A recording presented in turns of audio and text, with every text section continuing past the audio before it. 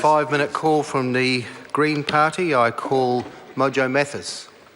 I'd like to take a call on the Passport Amendment Bill number 2. The Green Party supports this bill, and in particular we support the provision to extend the term of adult passport to 10 years.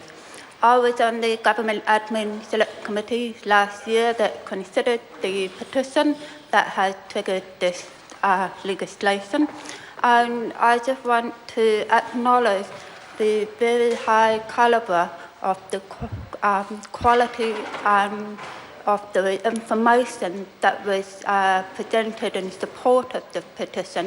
It was incredibly well researched, backed up with lots of evidence of what was happening around the world, and to show that this was an exceptionally reasonable request to go back to a 10-year term for a passport, adult passport. It was presented by Carl Lockwood and signed by more than 15,000 New Zealanders, but the public discussion in the media showed that this was just the tip of the iceberg, and that this was something that is extremely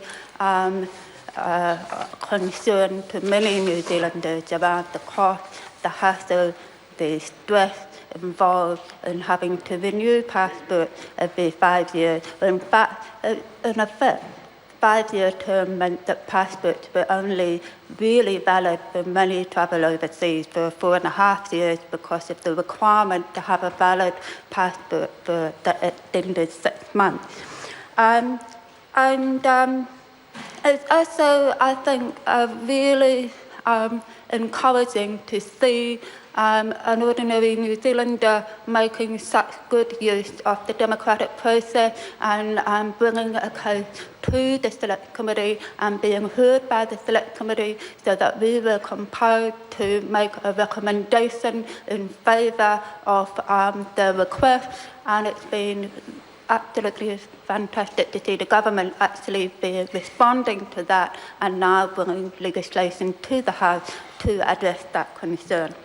One of the key points that was made by the petitioners in favour of the extension is the fact that most of New Zealand's trading partners have 10-year passports, whether we're talking about Australia, the US, China, the UK, and so on. But even more compelling was the case fact that New Zealand is on the intergovernmental group that developed best passport, best practice.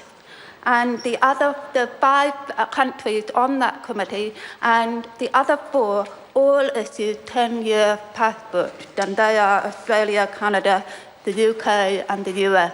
So it's starting to look and feel like New Zealand was being overly paranoid about passport security, when all of our major trading partners and the people on the committee actually considering best passport practice were have 10-year passport. Why are we being, as a small country down here in the Pacific, being so excessively paranoid about passport security? And in addition, the International Civil Aviation Organization has also recommended 10-year passport. So again, I thought, well, how can we decide that 5 years is the best practice? It's just silly. And of course, the point was also made that with the incredible rise in biometric information, that we can either address or mitigate a lot of security concerns.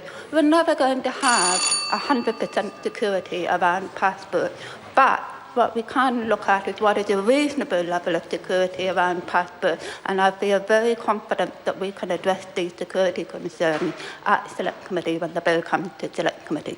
Thank you very much.